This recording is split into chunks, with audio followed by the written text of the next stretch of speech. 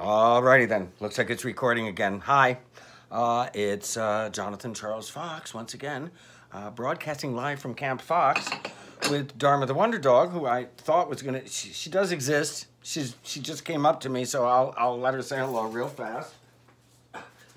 Just because people have often written and said you keep talking about this dog and writing about this dog and where's this dog, and for those of you who don't know us, because you don't live anywhere near Bethel, New York, or Sullivan County, New York, or the greater Sullivan Catskills, or even Pennsylvania, which we crawl into once in a while. This is Dharma the Wonder Dog. There she is. Say hi, Dharma. And she just woke her ass up because she smells dinner, which I am making for her right now. So that's not the reason we're here, but there's Dharma, and there's that.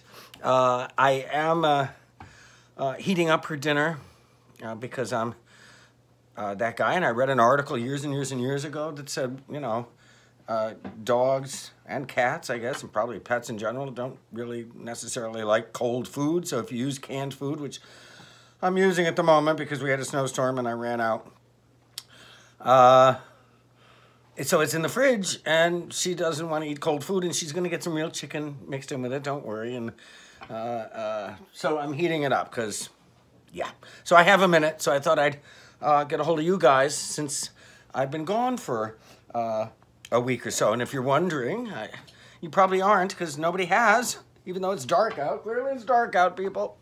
And it's presently almost 6 o'clock at night, so the sun has set, I think, here in beautiful Bethel, New York. I'm wearing dark glasses, but that's because I have a detached retina. So we're babying it at the moment, and I wear a patch at night. Not that anybody cares. It like holds my eye in one place because once your eye decides to attempt to leave your body, it then kind of has a life of its own. So I don't recommend it. Should you be in the mood to, you know, personally detach your own retina, I would recommend against that. So we have a minute while Dharma's dinner is heating up, and I haven't done an art project in a little while because of the detached retina, and I'm not doing one now. But it turns out that I decided to throw a load of laundry in my dark glasses in the laundry room, which isn't heated because it's also the garage, and there's a lot going on in there. But I've been taking care of the neighbor's cat for 2 months now, so that's another story for another time. And save your comments. I mean, he's fine, but I'm trudging over there a couple of times a day, and I'm cleaning a litter box once a day. And I'll just say that if I wanted to clean a litter box once a day, or at all for that matter, I'd have a cat, which I do not. I have a dog who just jumped back into her little TV bed here in the office at Camp Fox. So, because I've been doing that for 2 months nonstop, taking care of Kitty, playing with Kitty, feeding Kitty, watering Kitty, cleaning Kitty's litter box. Is that what it's called? A litter box? I think so. And not loving that aspect of my neighborly duties that have gone on for far too long and I'll never do again. I don't want to drift off topic. I found that my winter coat, which I have to put on every time I have to go take care of Kitty twice a day. I have to put on boots and gloves and a coat and sometimes a scarf and almost always a hat, and grab the key to my neighbors and trudge over there in what is now 4 feet of snow and take care of, play with, feed, water Kitty, etc., etc., etc., etc., which involves cleaning out the litter box. And so I have found over the past 6, 7 weeks that my winter coat and all my clothing and myself and everything smells of kitty litter. A charming aspect to dealing with a cat who uses a litter box. Really charming. And I realize, even though I don't leave the house very often, but I do go to the post office or the bank or the grocery store with a mask on and blah, blah, blah. Apparently, I smell like kitty litter. So it was time to wash the coat. I was going to wait, but there is no time like the present.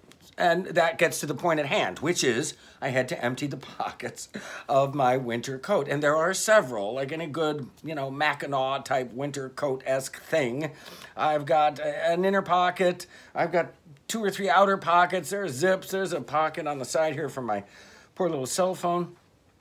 So I had to empty the pockets, and being as clever as I am, I decided I'd get out a big paper plate and put all the contents of my pockets into the plate, because obviously it's all going to go right back into my coat, which is now in the wash. I'd be surprised if you can't hear it. So I did that, and I was quite taken by the fact that there was this much stuff, this paper plate full of stuff, which I can't lean too much, is the contents of my coat pocket. So I just thought we'd run through it, and then I'll let you get back to whatever it is you were doing before. So there's a mask in my pocket, of course, and of course it is buffalo.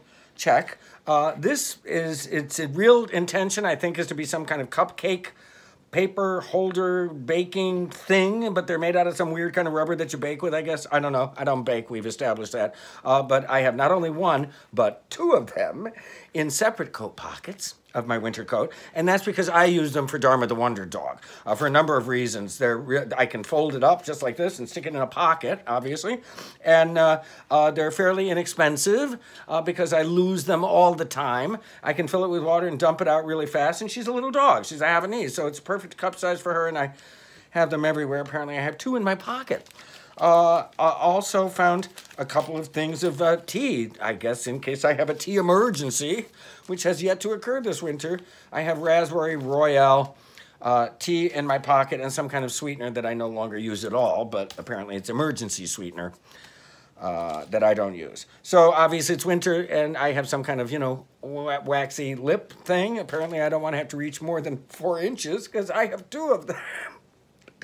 I'm just saying, you can't make this stuff up. This is the contents of my coat, right? So I have two, one in each pocket. I'm like a double holster kind of lip dude in case I get into some kind of shooting outside the OK Corral with Rexall Moisturizing Lip Care. They're not a sponsor. I can reach into both pockets and just boom, boom, with lip care in case that should happen. I've got a receipt from the post office. I'm sure I saved it for a reason. That's why it's in my coat. I've got some loose change, of course. I mean, who doesn't have loose change? Oh, yeah, I forgot. There's a balloon. Not only is there a blue balloon, there's a green balloon. There's a red balloon. And for those of you who follow us here on YouTube and Instagram and Facebook, you'll know that these balloons come from the original, the very first video I made of a failed project of filling water balloons with colored water and freezing them overnight. It was an absolute disaster. I don't even know if there's video, but I wrote a column about it in the award-winning reporter. So, and because I am an award-winning reporter, I have 3 pens in my various pockets. I guess in each one of the pockets there's a pen, just so I don't have to reach again more than 4 inches. So there you have it, the contents of my coat, which I found to be riveting, and I'm sure you did too. And I just thought I would mark it all down for posterity. So I'm going to take care of the dog's dinner while I'm cooking my dinner, and I'll see you around the corner in a half hour. Okay, where's the off button?